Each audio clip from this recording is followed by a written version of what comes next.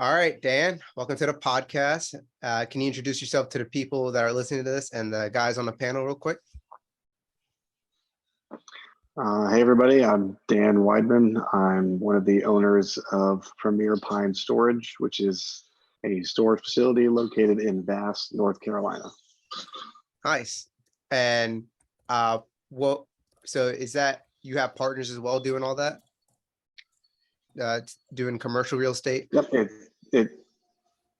it's me, James, who I'm pointing to on Hollywood Squares here, and our wives, Erica and Megan.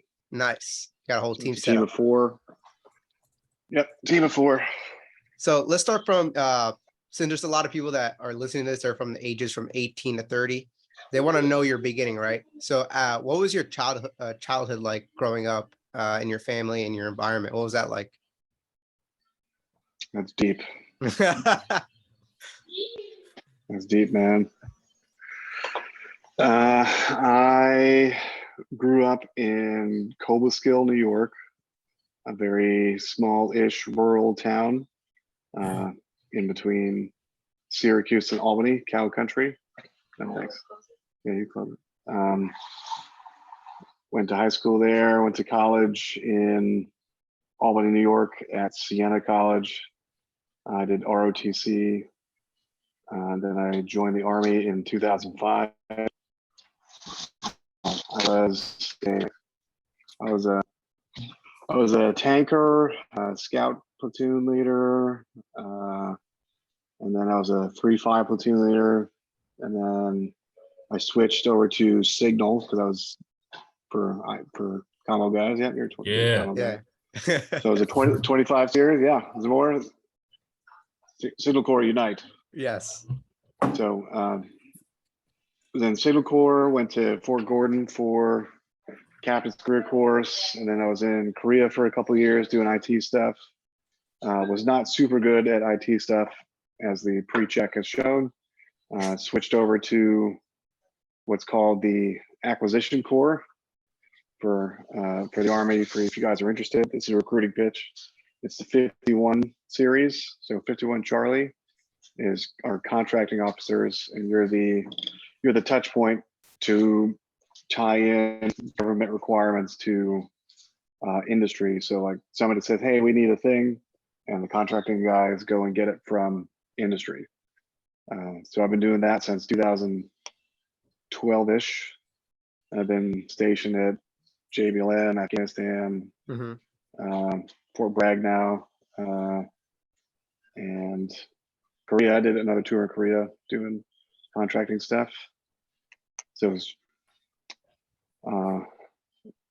timeline wise, 2011, switched over to contracting, went to school because they sent me to school to get contracting educated, had to come back to Korea, did about 2 years there. Then I was at Fort Lewis, Washington, did a tour in Afghanistan, and then got orders to come to Bragg in 2018, and I've been here ever since. Nice. And but because a lot of people they start off at 18, they don't know anything, right? And before you became a lieutenant colonel and you have like 3 more years left in the military, what were you thinking at 18? You're like, oh yeah, I'm definitely gonna become a lieutenant colonel, gonna own like all this real estate. What were you actually thinking at that stage? Nope. Dude, I did ROTC, and I signed my contract, funny enough, like September 8th, 2001. And then 3 days later, 9/11 occurred, and I was like, "Whoa, it's real now." And, I fucked up. initially, in high school, I was like, "Cool." I'll just like, a friend of mine had done it, and he was like, "Yeah, it's really cool. I'm just going to do college. They pay for college. You do some time back, and then you're done." And my intent back then, I was going to go, okay, I'll do that. It'll pay for school. I won't have crazy loans, and I'll get some job experience, and just be done. Do some business stuff. I didn't really see. It was tough to have a vision much past, the weekend, much more 10, 15, 20 years down the road. But events like, 9/11 and Iraq deployments, and, working in the army made me appreciate it more and like it more. So I just, for you army guys out there, like every kind of milestone you hit, it's like, man, do I like this? Is it good enough? Do I want to, there's that family check with, if you're married or whatever, or if you've got a girlfriend, and hey, do I want to stay in? Is it good for me? Is it good for the family? And at each milestone, it kind of made sense. Mhm. And then honestly, once you hit like year 12 or 13, you're like, you know what, 20 years. And then, hey, I'm good. So So what was the biggest struggle that you had during, like, I guess from 18 to 30? Like kind of like a mindset struggle, or was it like more of a financial struggle? for what? What do you mean? Like what was like I'm turning back on you. What do you mean? what would you say is a bigger struggle? Because a lot of people, like, they would say their biggest struggle was finding themselves, or uh having to deal with like a one night is with their job, right? So what would you say your biggest struggle was coming from being 18 all the way to 30? Because that's where a lot of people, they're kind of like developing the most. The biggest struggle from the years 18 to 30. I'm 39 now, so I'm I might be a little bit more seasoned. I think it wasn't really strong. I didn't know, you know what you don't know, Yeah. right? You're 18, 19, 20 years old, you're living that young man's life, and you're living the good life, but you don't stop. So oftentimes a lot of people don't stop and think, hey, what's the most important thing in life for me? And then trying to find that future vision of what you really want. I didn't, I graduated college, I couldn't see past the weekend, but you get lieutenant, or you hit, sergeant or staff sergeant. You're like, hey, what do I want to do next in my career? Mhm. 18, when I'm 22 years old as a lieutenant, I never could have told you. I never would have been able to say, hey, 15 years from now, I'm going to be in Fort Bragg doing cool stuff with real estate. I never would have. That wouldn't even have crossed my mind once. But it was just seeing it as it developed through every couple of year increments that kind of brought that vision to light. I don't think I really started focusing until 2017, like on real estate stuff, or even when I started, like I started reading a lot of Tony Robbins stuff, because I was in like kind of a dark place back then. There was a lot of bad stuff during that deployment in Iraq, and I needed to find a different focus on something, and that's where we were talking about today, the questions, and like really trying to figure out what you want. Sorry, go ahead. Go Going ahead, off of Chris, with that, your like question.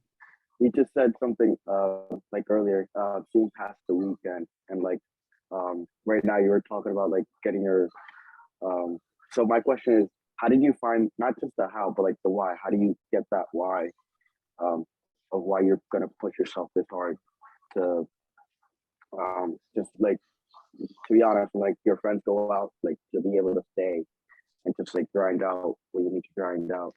How do you just like find your why? Because I know some people You gotta just ask say, yourself. Yeah, yeah, you ask yourself, man. I know it kind of oversimplifies it a little bit, but ultimately that's kind of what you're doing. Like, just pause for a second and think, what's the most important thing to you in blank, right? And insert the blank with, what's the most important thing to me in my career? What's the most important thing to me in life? And you'll find, I think, your one or two driving forces, your driving factors is like, okay, the most important thing to me in life is, family connection, and, jumping out of airplanes with, as like a variety thing. Those are your two like driving factors. It's like, great. So that way that's, what's most important.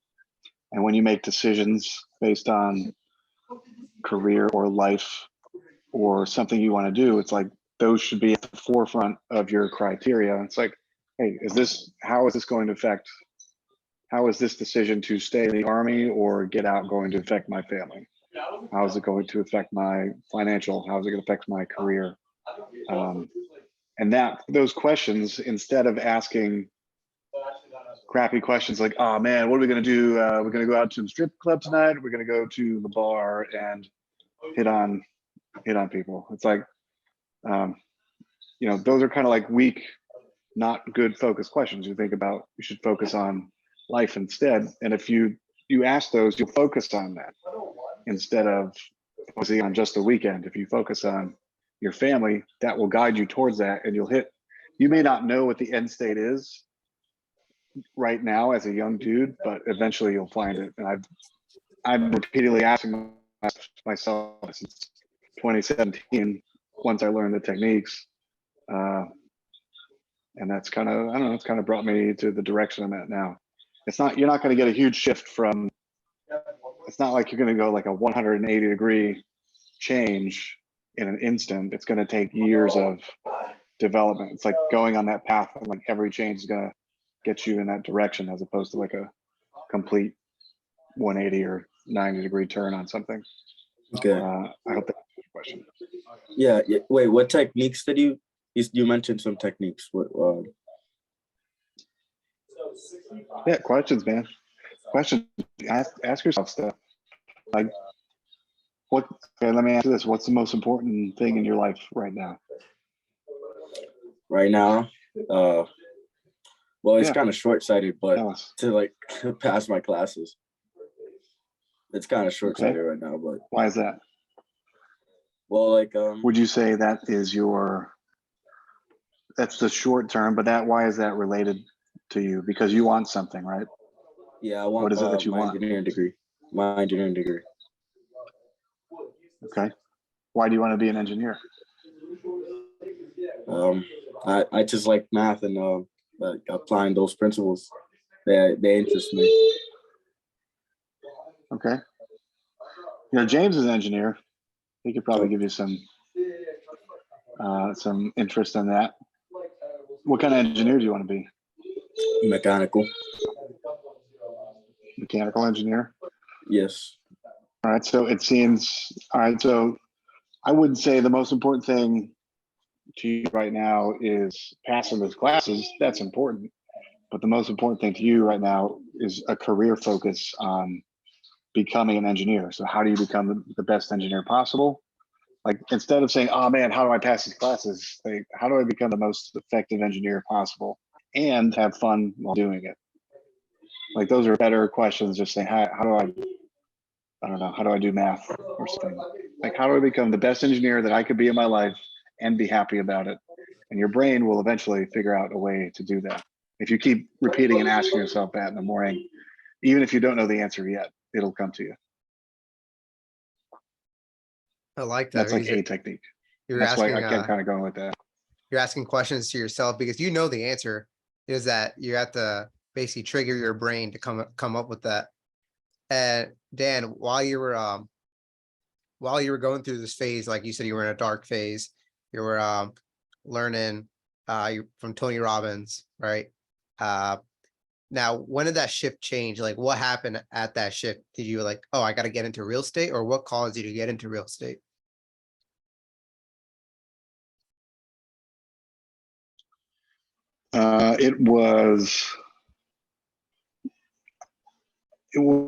It wasn't like an instant thing, right? It was my wife and I while we're deployed, right? So while I was deployed, I had 12 years in, and I really did not like my career at the time with contracting, because contracting kind of sucks in regular Army terms.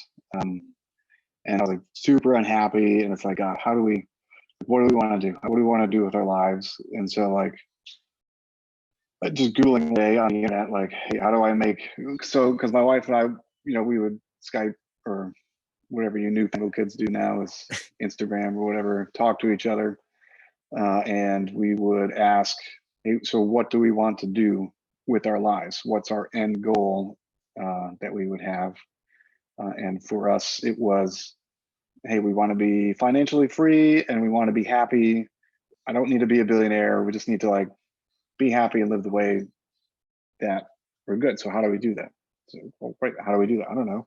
So you research stuff, like there was stocks, bonds, and all the other things, and there's real estate. I was like, cool, real estate seems cool. I like how I had a rental property from Fort Hood, and it's like, hey, let's dig into that. And this is 2017, so Bigger Pockets was like sort of a thing starting then, and that's how the podcast popped up. So like, besides going outside the wire, like hitting the gym, like those are the two things you can really do in Afghanistan in 2017.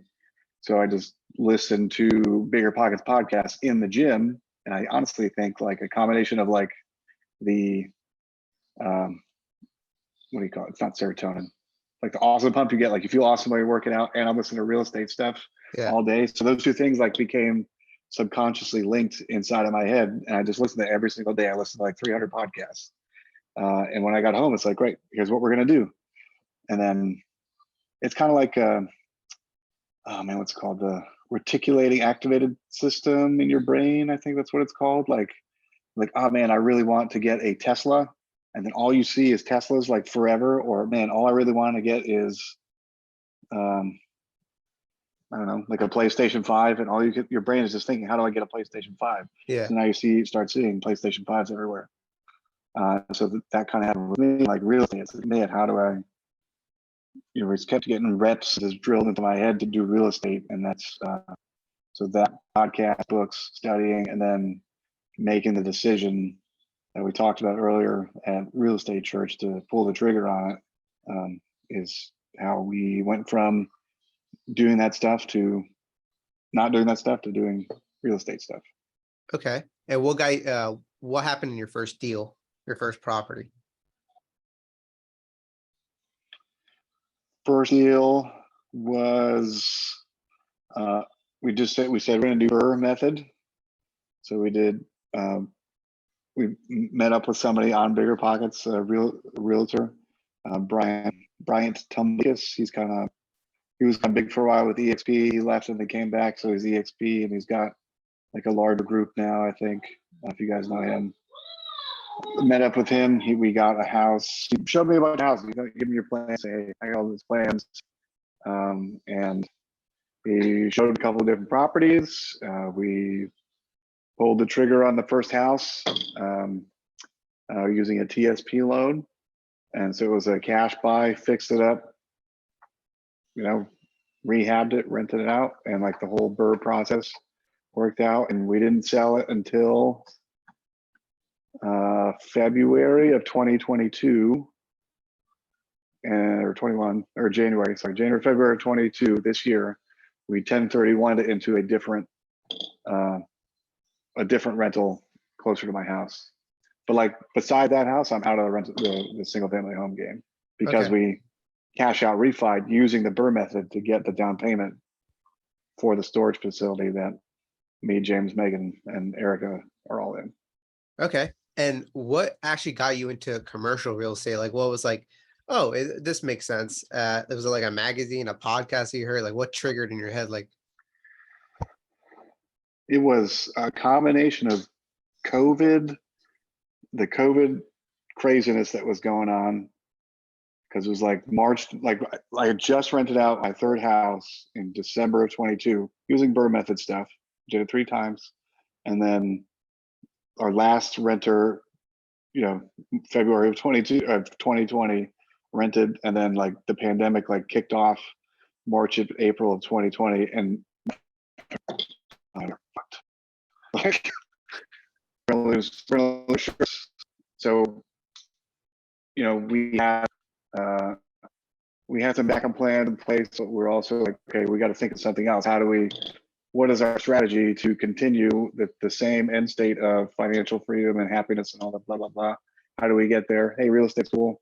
So I just looked at different things. I was looking at home parks and multifamily, and self-storage kind of like popped up out of nowhere. So I started like just drilling down into podcasts, or all those podcasts between multifamily, mobile home parks and storage seemed the most interesting and stable at the time.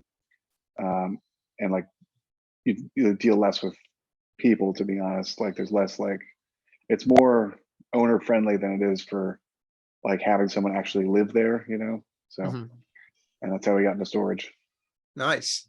And people might be thinking like, how come you just did storage instead of like, like those mall real estate or open up your own restaurant or whatever, or making an apartment complex? Why storage? Why is that your niche?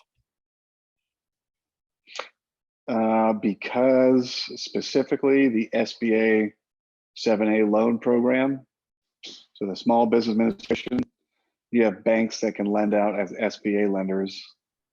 And the 7A, which is a type of loan product, only required 10% down versus regular commercial real estate, which is 20% across the board, because the self-storage it's a hybrid between business and real estate, and banks won't lend against just real estate. So you can't just like build a place and like get that for 10%. It's like, it's gotta be 20, and that's really expensive.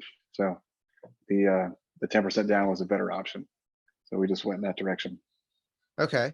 And what were you not expecting when you got into the commercial real estate of like storage units? What was one thing that like it set you off, or like it just like basically made you turn around and think about something? Like in a negative sense? In a or negative sense, yeah. Positive sense? Actually, let's do it both ways. Negative? Negative was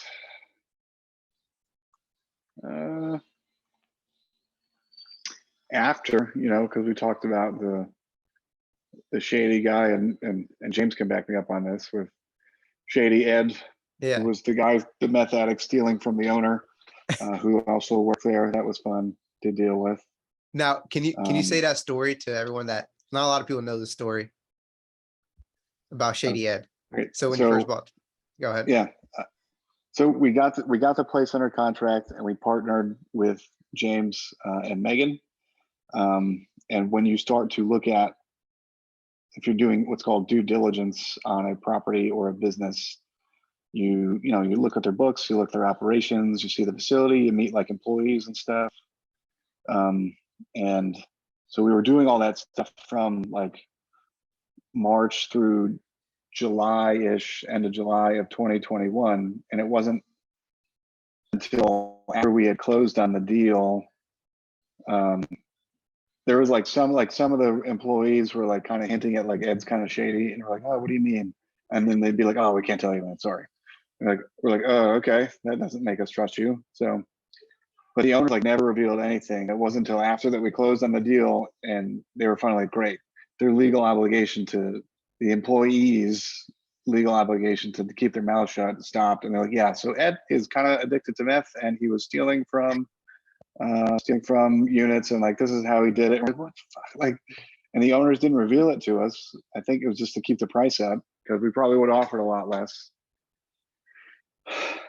And like at that time in like August of 21, we were like, oh man, we are so effed, right? Because like people are gonna try to sue us and like come after us. But then our attorney that we had was like, no, dude, you're good, because all the liability, which I would recommend if you guys ever do this, don't assume when you buy a business, like if you're going to take over like a facility, don't buy that business, because then you assume all their liability. So we completely started over. So like their company died the day that we bought it, and all the liability goes to them. So they had a statement of, what is it, James? What's it called? Non-disclosure. I do not remember the exact name of that document or the term, but yeah, again, it's essentially there is no transfer of liability from that entity to our entity because they're not related. Right. So like any kind of legal liability where their Ed stole stuff from renters was still on the previous company owners, the business. And that kind of turns around, and we were worried. And that happened. That was like 3, 4, 5, 6 times, I think, like maybe 2 times a month up until December, when Ed was finally arrested. Like we had people come by, be like, "Hey, I need to get to my stuff." We're like, "Who are you?"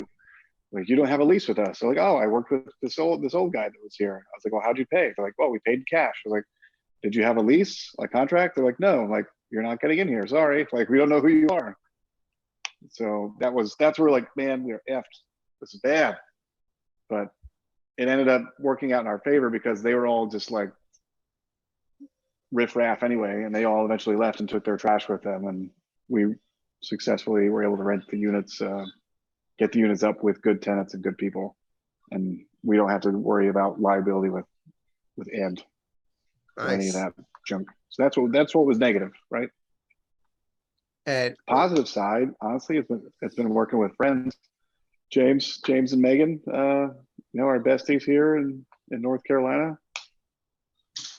It's been good, man. Like, teamwork makes the dream work, etc. And we can all grow like generational and family wealth. So two things that people are good. probably wondering right now. One is what happened to Ed?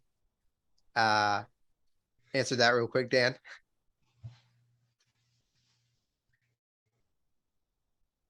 Your mic's kind of messed 90 up. days. Go ahead. You're all good now. Can you hear me? Yep. Okay, so Ed was put in jail for a couple of months, and I think he got released on probation. And he's still in the county somewhere, but he's probably, I don't know. Long gone. All right. Hopefully he doesn't come Yeah, from he's here. long gone. So And no, he's two, not coming. what people are wondering is how come you do business with your friends? Because they always been told, hey, don't do business with friends or family because that's going to corrupt everything. What's your opinion on that? Yeah. The positive side, hold on, because I'm busy. Yeah, you're good.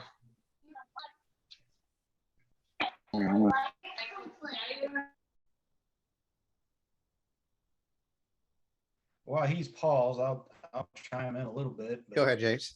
Yeah, that was a concern of ours because we were friends with them before we decided to go into business together. But knowing Dan and Erica, knowing that they're great people, I had a lot of confidence that they weren't going to do anything to mess us up, not to screw us over in this. So, when they say don't do business with friends, well, you got to ask yourself, how well do you know your friends and how well do you trust them? Because I actually know quite a few people who do business with friends, but some people, when they say they go into business with friends, their friends really weren't their friends. And they never really held their interest at heart and were really just self-serving. And knowing Dan and Erica, I mean, they've got some of the biggest hearts of people I've ever met. I was not worried at all that they would ever do anything to intentionally harm us. And I think we, go ahead. as families, we both had similar goals, like, financially free, living like this is how we can get there. We had like aligned visions, but complementing skill sets. If like we both believed in doing the same thing, but if like, James was also was only like a business guy like me, like we wouldn't have been able to leverage his skill set of engineering background. And like his wife is like a social media guru, and Erica like runs the ops and stuff. So we've all got like a different part to play on the team, and that's been good. Nice. And a lot of people might be wondering is like, how do you find, like you said, James, where like you trusted them, you trusted Dan and his family. Like, how do you find a friend that is just like that? Like, what are some things that you tested out, or you're like, okay, this person's not out to get me in a way, even though I know this guy for, let's say 10 years, but I still don't really know him because it's, well, you don't really know people. It's like dating, right? You don't really know your girlfriend until you start living with her. So you expect, now you see all the negatives to her. You're like, oh, okay, this is what she does. So what are some things that you guys would do to find, because there's a lot of young people that don't know how to, I guess, find good friends, and they have a lot of negative people around them. Well, in our specific instance, I can tell you it wasn't anything intentional. There was no intent behind it. Our kids were just going to the same preschool. So Megan and Erica got to know each other going through that, and going over to kid parties was the main way we started to actually get to know each other. But you know, when trying to make friends and be friends with people, you have to just keep in mind, who are these people? Are you know somebody till you get to know them? Like you said, you can't just go out and write everybody off. You have to keep an open mind. You got to be able to talk and communicate with them, but you also have to understand, you know, who they are and what their interests are. You know, you're never just going to be able to walk up to somebody and say, "Hey, I know this person and I can trust them." You know, I've known Dan and Erica for, I don't know what, Dan, 4 years now, 3 years. 4 years now. Yeah. Like, I mean, quite frankly, we really haven't 4. known each other all that long. 4 years, yeah. Relative to some of my best friends that I've known since high school, I would never ever consider going into business with them. You know, again, it's about mindset and shared goals. Some of my best friends, they just they never really matured as they got older, and they continued to just they plan for the weekend, as Dan was talking about earlier, even though they are 39 and 40 years. Man, I got friends that are still like are late 30s, early 40s that are still like, "Oh man, I'm going to the club tonight." It's like, dude, just you're an adult. Go to bed at 10, like everybody should be. Except you young guys, you can stay up late. I like that, because it's like you guys are growing, and you guys see that like who's growing with you, right? And if some people are like held back, they're not even progressing in their life, not making any moves. It's not, now you're trying to basically find someone that's equal to you guys, right? Like I can see that you, Dan, and you, James, like you guys are both are almost like identical. Like the way you guys speak, the way you guys interact with each other is like almost as identical, and like you guys see your business the same as well, which I like. Even though you guys have both, like you're in the military, and James, you do engineering, like two different like skill set, but you guys are like identical in like person almost. Yeah, And that's what my wife used to say before I even really got to know Dan was, you know, Nick and Erica, they would talk and be like, our husbands need to meet. They're like the same people. They've got to get together. yeah, and Funny. It's weird too. Sometimes we show up wearing like the same color. Like today, we both wore the literal same collared shirt to the investment or the real estate association meeting and real estate church, and we didn't plan that. That's happened multiple times, not on purpose. oh, my great minds think alike. There you go. And going back to with the commercial side, so you teamed up, and you got rid of Ed, right? And you guys bought this this commercial property, the storage unit.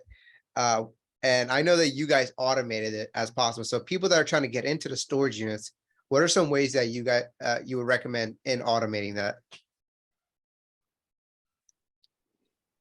In automating storage facilities, definitely. I mean, if you're looking at when you want to research, if you want to say, hey, if you want to buy one, the ones that you drive by and don't show up on Google Maps are the ones you want to buy. Initially, I would say, because they're not automated and they're probably run not efficiently, or it was inherited or something. And when you want to automate it, then you can hop it onto the internet with Google Ads and SEO by using like a web page developer like storagepug.com. They're pretty awesome. And you need a management system. We use Easy Storage Solutions, which is now part of the storable.com, like massive conglomerate, and that's how you can automate stuff. And like tying in those systems is how it becomes automated. Nice. And I want to pull up the spreadsheet you gave me, so that you can further explain, like, hey, guys, this is a deal right here. the storage unit that he has. Mhm. Can you see my screen, Dan? And James? Yeah, I can see it. Okay, so this is the they call it the fake storage place, right? Because I guess for legal reasons. And Yeah. now this is like before, this is like what the owner was making, right? The old owner. As you can see, It was like a closely resembled profit. This is called a profit and loss statement, also Mhm. known as an income statement. Throughout their months that we had kind of like pieced together through some of the P&Ls they gave us, plus verifying it from leases and tax documents and stuff that we were allowed to look at. And so I just got around a bunch of the data, Mhm. like And make round numbers. So let's clear columns. Oh, let me just do Control Z on that. Okay, I just so want to hide them. yeah, I'm trying to hide them real quick. There we go. So can you speak about the these numbers right here? What some Yep. people don't So understand. storage is typically, in most businesses, are typically looked at of it's called the trailing 12, last 12 months of income and expenses. So it's called the trailing 12. And you look at the last 12 months, or you look at their last couple of fiscal years. Most businesses do January to December. And so like so the top above you guys can see what I'm pointing at, where it says customer refund, cut lock fee, rent, etc. That's the revenue generating activities that they had. And obviously the majority of it comes from, for storage and any kind of real estate, is the rent that it comes from. So that becomes what's called their gross income.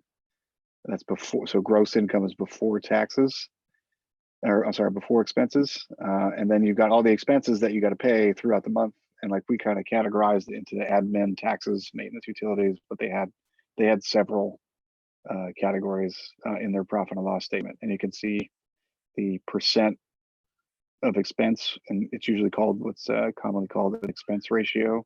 Mhm. And what's the expense ratio? And that is the total expenses divided by the revenue, the gross revenue, and that their expense ratio ran about 43%. It's a lot. And And so they're what you do, well, I mean, it's not terrible. Some businesses that are like profitable, that are good, 50% expense, man. Like, 65, 70 for restaurant businesses. So it's not Really? terrible. Oh, I didn't know 70% for restaurants. It's Well, high, like I man. said, in the engineering world, if you own your own engineering company, you're usually running about a 10% profit margin. So your expense ratio is Yeah, closer to 80%.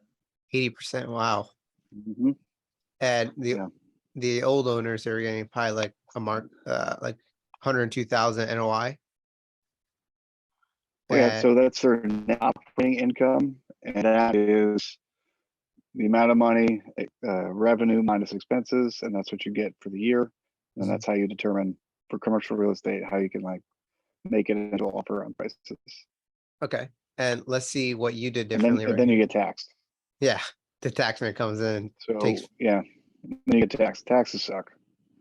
So we boosted collections in our automated system. So cash and checks all went away. Everything came credit card or EFT. Everything's done online. So like there's no paper or anything. We did increase the advertising on Google. I think it's in there somewhere. Maybe I put it under digital media. Like we increased that to like, I think we're doing like 500 in Google ads a month now. Mhm. Now we are, but this is like from last year.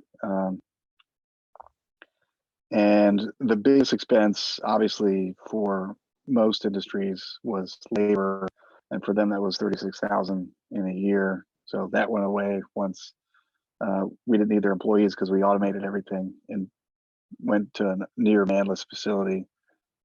So a combo of reducing those expenses and increasing revenue, your NOI increases significantly, and like the the value of the facility or the business goes up exponentially as you change those things.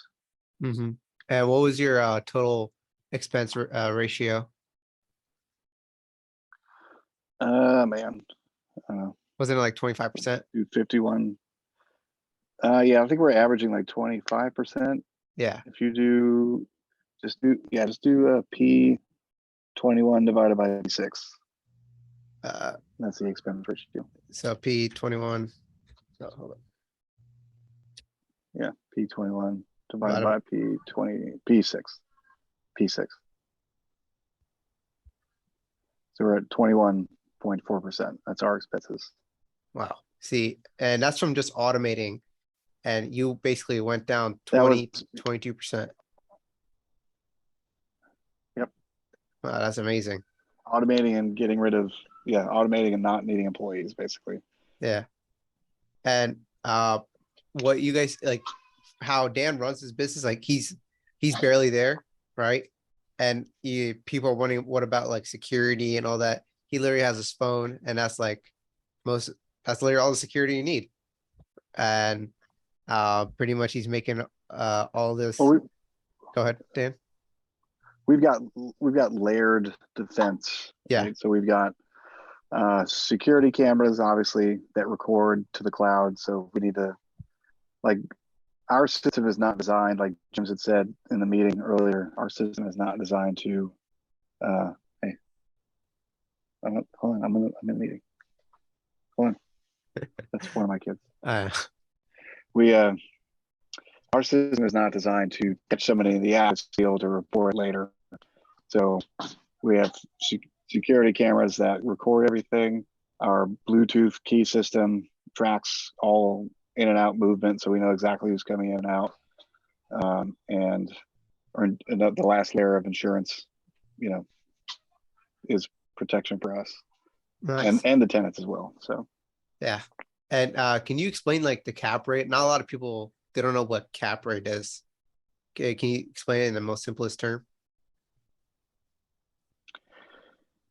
yeah, cap rate is a measurement of, it's a rate of return. Cap rate is a measurement of a rate of return. So like a stock, if you simplify it down to stocks. One second. Yeah, it's your kidding back. It's all good.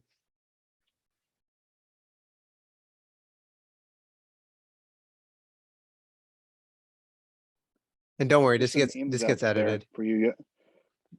There's memes for you young guys where 20%, 30% of being a dad is looking at a kid like this. Samuel L. Jackson. So I like that. all right, cap rate measurement of risk or a rate of return. So for example, Bitcoin, kind of risky, like the rate of return is like 55% or whatever. But if you were to buy Apple stock instead, that's going to be 5% because they're super stable. So the measurement of risk is significantly with Apple versus Bitcoin. Same with evaluating commercial real estate. How stable is the income and the property? So we bought it at an 8.5 cap, 8.5%. We bought it at an 8.5 cap. Yeah. And we assess with our revenue having gone up and our expenses going down and stabilizing everything. The rate of the risk goes down. The risk goes down. It's all good, Dan.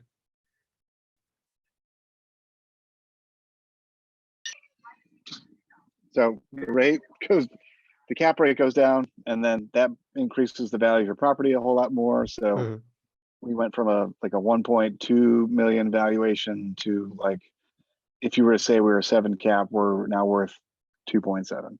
Mm-hmm. And are people wondering, is it better to be going up or going down in cap rate? The cap rate? Yeah. You want the cap rate to go down. Yeah. Definitely. Yeah. Because the magic formula is purchase price equals NOI divided by cap rate. Nice. All right. And So you want cap rate to go down, therefore risk goes down, making you worth more. Okay. Like that. And how did you learn how to analyze all this like in a commercial space? Is it much different from residential? Yeah, residential is pretty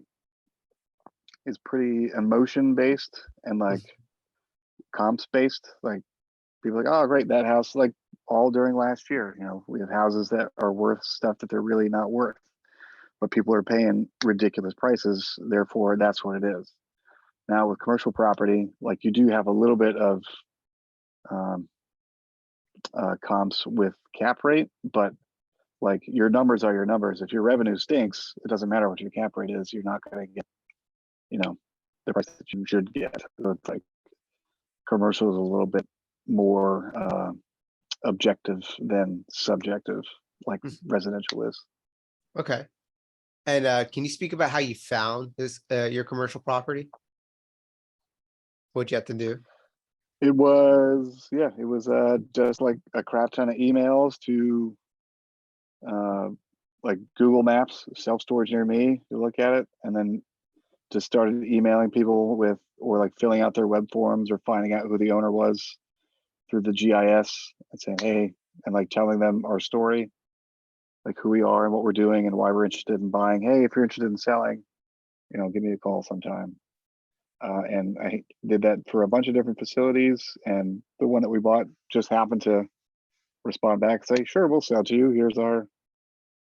Talk to our realtor and then we'll talk to you. So Nice.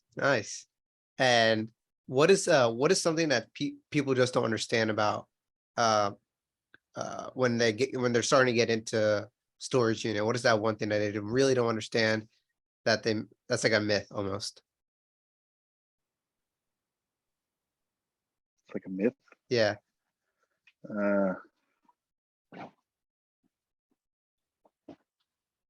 Like I can name one that you I said will earlier. defer to. Sure. What is it? It was like how There might be a couple. a lot of, like you said, that a lot of people don't understand that most of these commercial real estates are owned by moms and pops. And Oh, they well, yeah, that's yep. and like they don't see like the opportunity in it because they're just built on. So I never knew that. I was like, whoa. So and like they're either made from the mom and pops or they're passed down to their next generation, and they just have it basically and don't know what to do with it. So I found that interesting. Yeah. Like 60 to 65%, I think, is of storage nationwide is about is mom and pop owned with an older generation, people who are 60s, 70s, some 80s, looking to retire, and they're either going to pass it on or the business is just going to go bankrupt. So being proactive and making offers to inefficient looking businesses can pay off, which is what happened for us. Nice. Okay. And what do you believe like an action that someone can take that could pay big dividends for their future? Like there's a 20-year-old listening to you right now. They're like, okay, what do you think they should do so they can make their future better?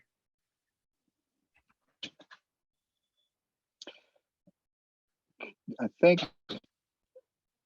kind of like we talked about in the beginning, really sit down and think about what is most important to you in life and all their different areas of your life, career, life, physical, mental, spiritual, kind of like domains, and asking those questions of where, what's the most important thing for you and how can you get there, and try to look past, unlike 22-year-old me who would just think about the next bar I'm going to every other weekend. Look past it, man. Like look towards your 30s and 40s and 50s, because that's really where for us the meaningful stuff happens with kids and family and watching them grow. And that's really to me, and I think James can agree, that's like the most important thing in life to me is family and friends. So knowing what you want and like how do you get there. Real estate's a vehicle for it. It doesn't have to be that. Maybe it's engineering stuff, maybe it's cars, maybe it's I don't know, buying and selling stuff on eBay, playing video games, making YouTube videos. If that's what makes you happy, then, but if that's what makes you happy and it can make you money, dude, like do it. Real estate just happens to be the vehicle that we used. There's many different ways to get there. Okay. And and what are some values and principles that you try to stick to at all times?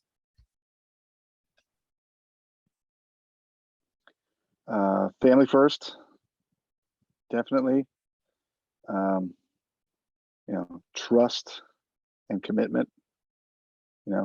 What James was talking about before with trust, like I trust him, implicitly on most things. So, and family alongside that ends with positive relationships, built-in trust. If you don't have trust, man, you don't have anything. So Yeah. if you don't have family, you don't have anything. Wow, that's gonna be rough on some people. And what was the worst advice you were ever given? That I've ever given. No, that you ever gotten from somebody.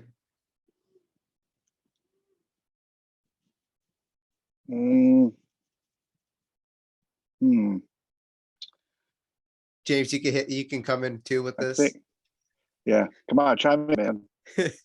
Well, I got some bad advice from other thinking people. about it, So, and I've been given a lot of advice in my life, but I'm kind of hard headed and one of those people that a lot of times has to learn things the hard way. So I end up not taking very many people's advice. So I'm sitting here trying to think, what was the one time someone told me to do something and I listened to them and it turned out badly, and I'm having a hard time coming up with that. I'd maybe chime in with some of my previous commanders at an 05, like as a young Lieutenant Dan. Yes, I was Lieutenant Dan.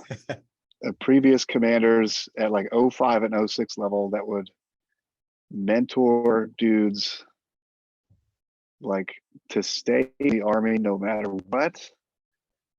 And like this is because they want, like, people see you as, they want people to be like them. So like they give them advice. And it's probably happening here with me. Like I'm kind of biased, like friends, family, trust, real estate's cool, like I'm spitting that to you, but like you should make your own decisions on it. And like you don't want to have to,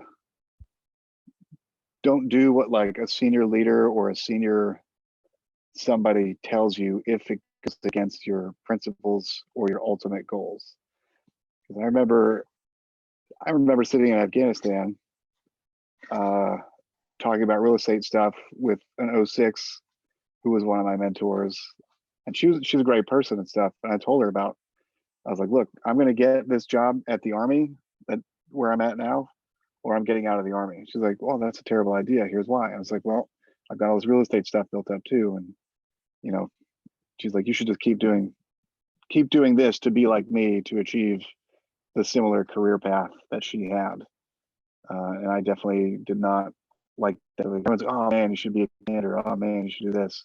Oh man, you should be a platoon sergeant. Or you need to be like the way the Army is designed. And if you guys are Army, like the Army is designed to make you a command sergeant major or a general. Like that is how they like you need to do these to be a general. It's supposed to be like that, but you should cater to other people what they want or what they think is best for them, not just, I mean, you have to have generals, you have to have commanders, but not everybody wants that. And I happen to be one of those individuals.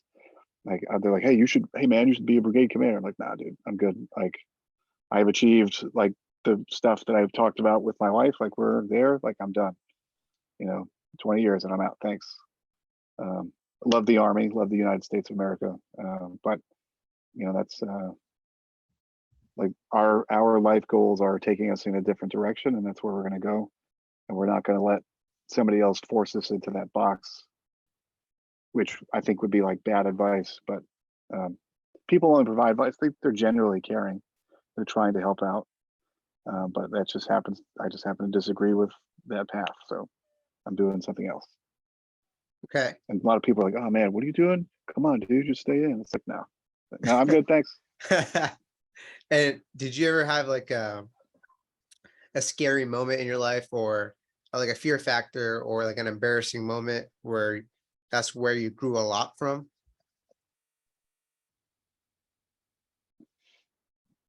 Uh, there's a lot of times in Iraq, man. 2000, 2007 that I want to talk about that make you change real quick. Um, but there's a lot of, you know, life-changing events that can happen that you have to be able to reflect on and talk to people with.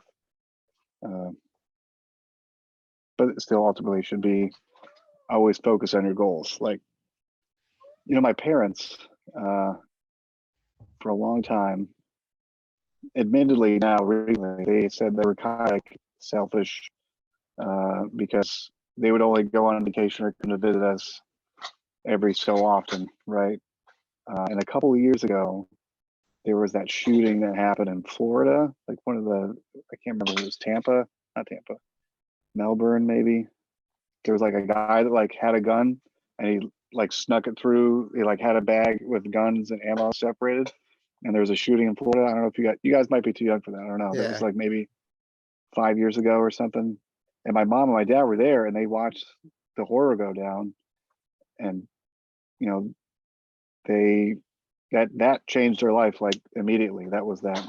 Like, my God, what have we been doing for the last 10 years, not visiting family or friends? Like, we need to go out. And so now they admittedly have said that, like, look, that was a life-changing event. And like the same thing happened to me, man. Like, I was shot at and blown up and, you know, did a lot of crazy stuff. And that changes you and makes you want to do like what am I doing with my life? You know, family and friends mean the most. I need to focus on that and not, you know, that's really what's more important, you know. So Yeah. And what worries you the sorry, that's a No, you're long-winded thing. So I like that. And you said like what worries you the most? Like if you could just think to yourself, like, are you worried about most of your family most of the time? worried? I'm a Yeah. dad, man. I worry all the time. God. Worry about these kids. It doesn't stop, man. It doesn't get easier, but you know, if I and get his iPad unlocked here. and how was it There you go. because you have a family to take care of. You're also in the military and you're also doing real estate. How do you get all that organized in your life and schedule everything? Because a lot of people they'd be overwhelmed with that. Um, you gotta prioritize. Uh, Prioritization is critical. So family is always at the top list. But then how, you know, like I want to be home for dinner. What's more important? Like if there's work stuff that like I have to do that's like a life, limb, or eyesight kind of thing, I'm going to take care of that first. If it's like I decide like, is there a task at work? Like, could this be a tomorrow, a tomorrow Dan problem? Okay, yeah, then I will leave that and I'll go to family instead. This prioritization and like everyone's got the same, was it 164 hours a week, you know? So kind of map out on like a weekly schedule, I'll map out. Like I know, hey man, it's like at least an hour and a half in the gym or like jujitsu or something for 5 days, and then Saturday, Sunday, commit to the family, and then in between that, that's work, and at home, you know, take care of the kids, take care of the family first. Nice. And what are some ways that you can, because a lot of people are like, oh yeah, I spend time with my family, but they don't really spend quality time. What makes something like quality, like, hey, this is pretty meaningful to my family? What do you do specifically?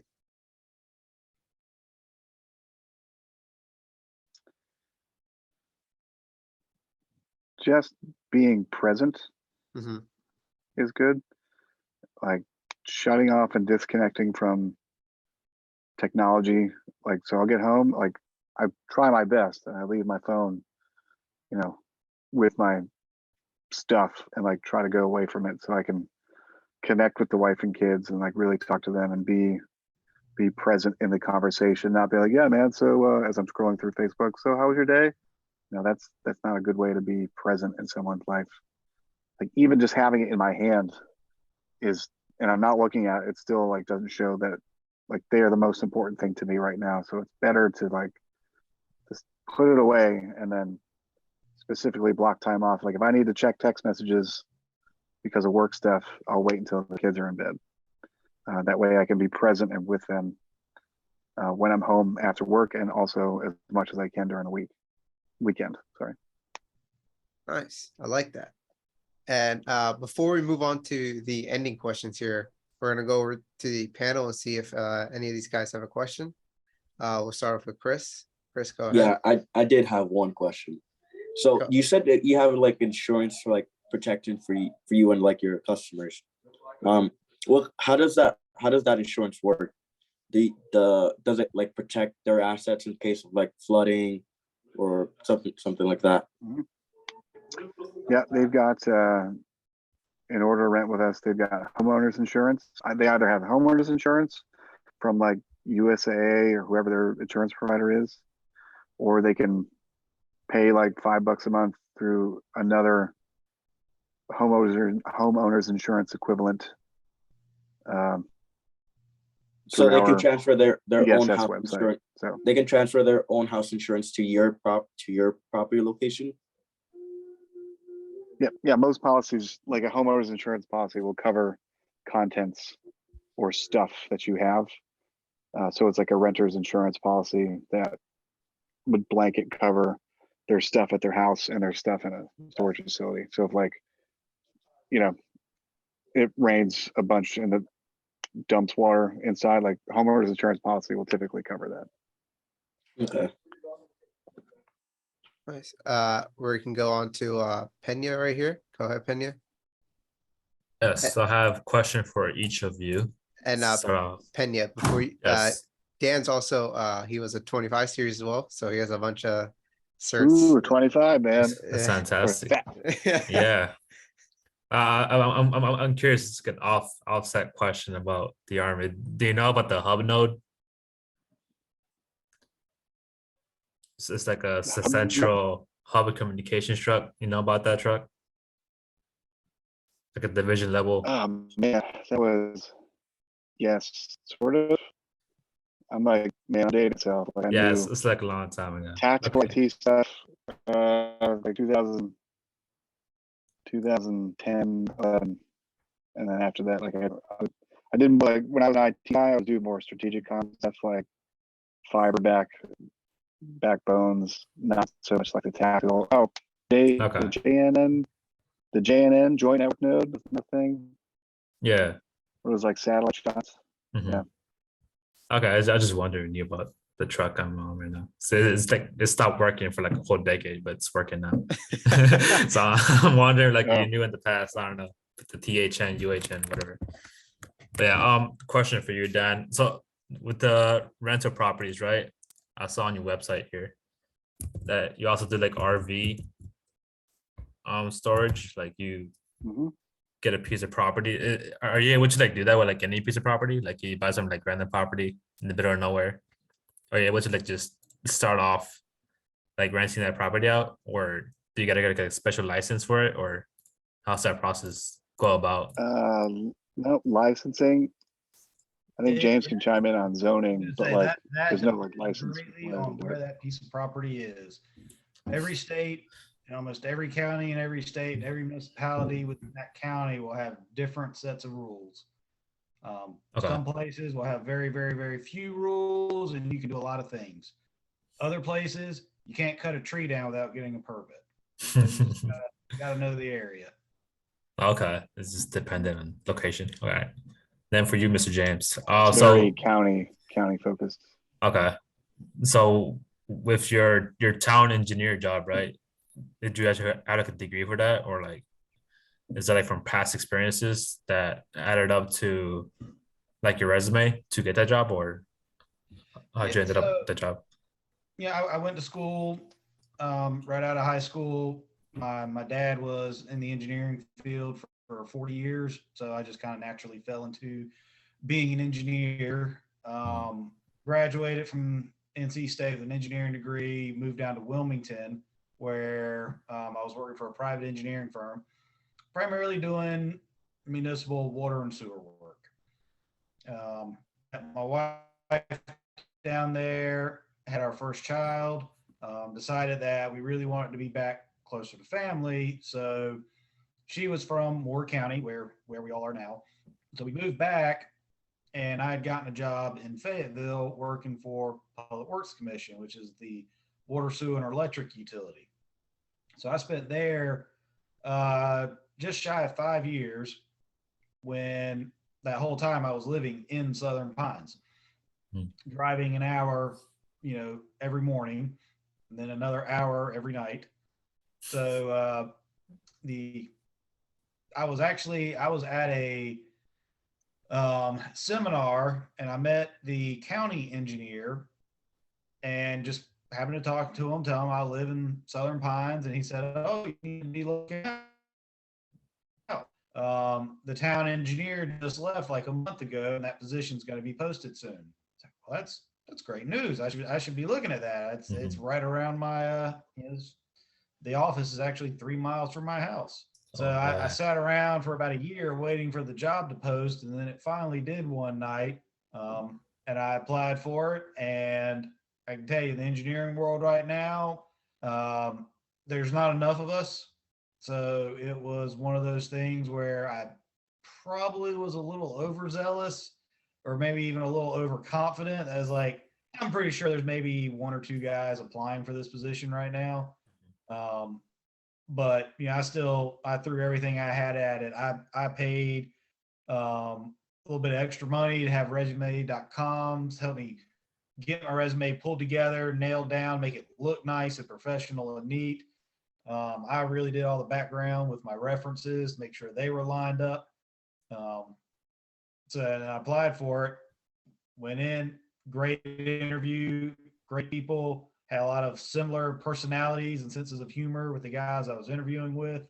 And ultimately they decided to ask if I wanted to come work for them, and which is where the really overconfident part came in, because I was like, yeah, I'm guessing they don't have a lot of other options. So I really stuck it to them in the negotiation.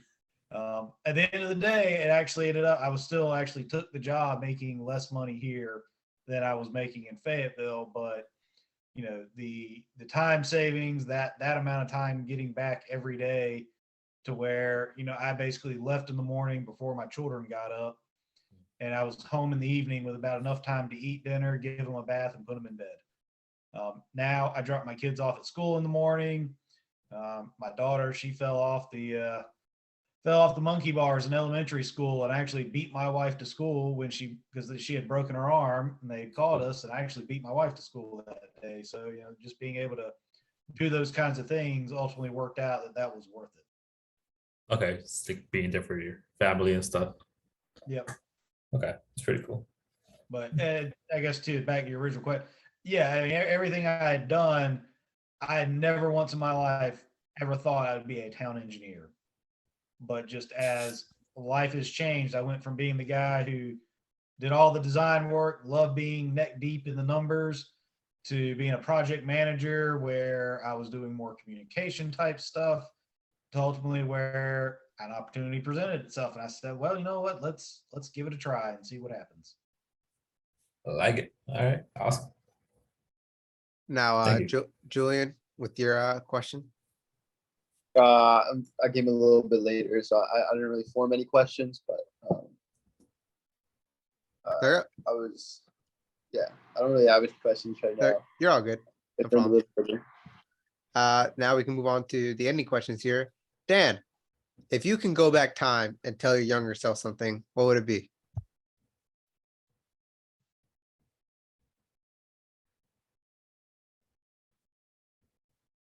Invest in real estate. Invest in real Like- estate? Figure out a way to get into it. Yeah. If I had known now, or if I know then what I know now, like it'd be a different ball game if I had invested back when I was younger. all those techniques Bigger Pocket talks about. House hacking, Airbnb. If you guys can pull that off, man, you should do it. Nice. And what question would you ask your future self?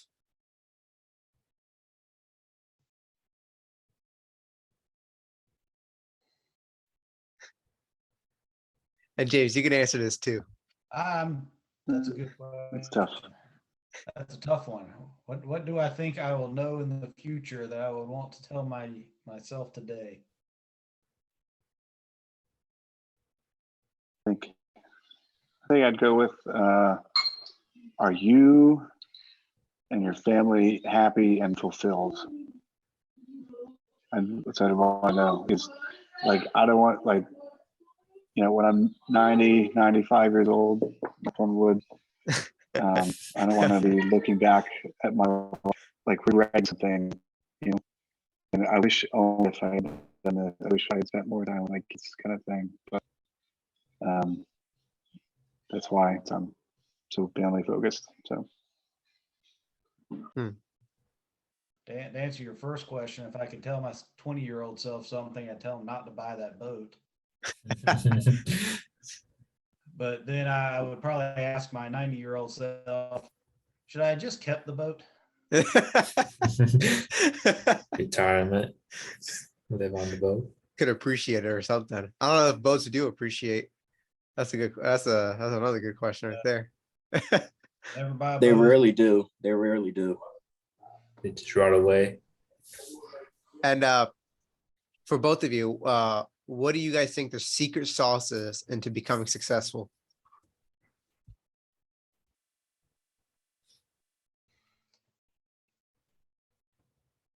Having secret sauce to being successful? Yes. James knows. What is it? I was gonna say, don't go it alone.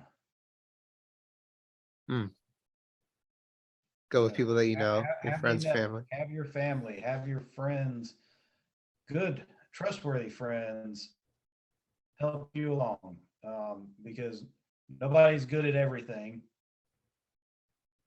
And having a team, like we were talking about earlier, will really help you fill in those skill gaps that you may not have yourself. Nice. I like that. Totally agree.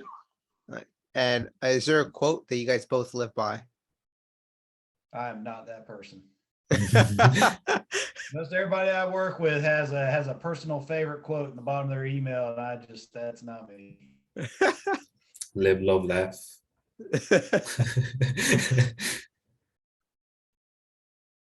You got one, Dan?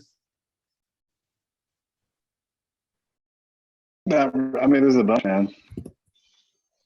Like, I think my favorite is teamwork. It's dream work. So Oh, I like that. I stole that from our days. So. Yeah, I know. I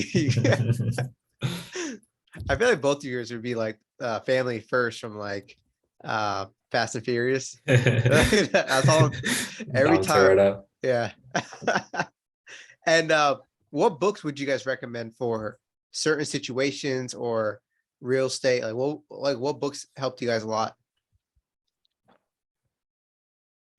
It's gonna sound a little cliche, but it was probably the first book my dad gave me after I graduated college was Rich Dad Poor Dad. Wow. And it's not really a real estate investing book, but it's more just understanding money and how it works. Really kind of changed my mindset. And if I'd probably read it first, I might not have bought that boat. And he gave you that after your college? Yeah, well, my dad was always good when I was growing up. Yeah.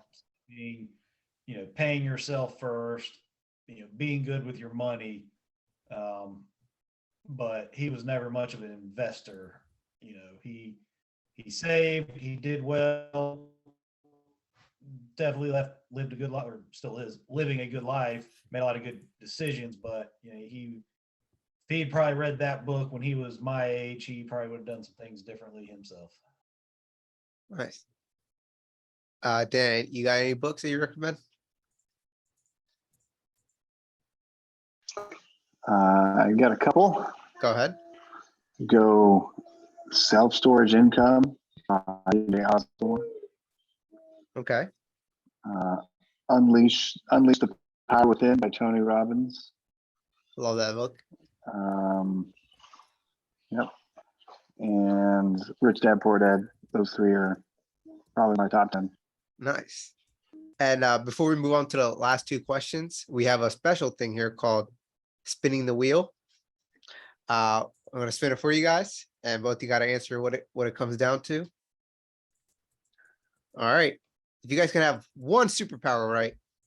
What would it be? Flying. Flying. Why flying?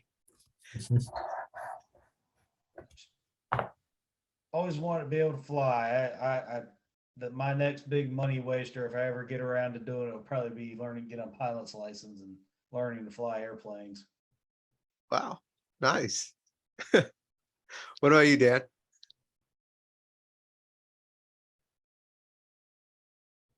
It's only one superpower. It's not like I can You can't name be like a character Superman. from Marvel or something. You can name a character from Marvel you Can't be like. Superman. All right. Yeah. You just said Superman Oh, and man. Marvel? Okay. No, he said Superman. So Okay. I was just testing you there. The Thanos. First one, flight. Second, invisibility. You want to be invisible? Third, strength. If I had to choose, Why invisibility? but not like I can't tell you. I can only imagine. All right. Final questions here. Second to last. Is there anything you guys would like to tell your parents?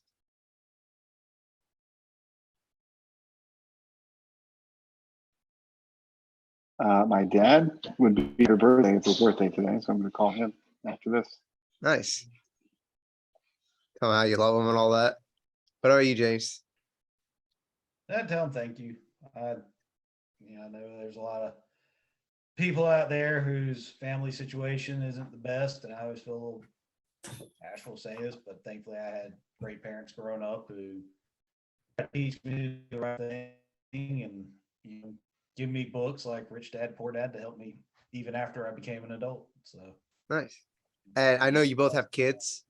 So if let's say they're 30 years old and are listening to this, what would you like to tell them? As a time capsule, I guess. don't be like me in my 20s. Second, also, I love you, my children, forever.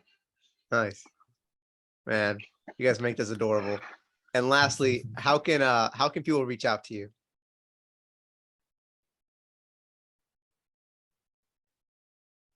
Just hit me up on email. On email? All right.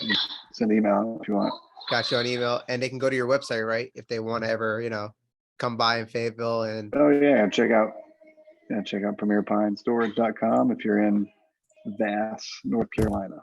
nice. And again, thanks to you guys for coming on.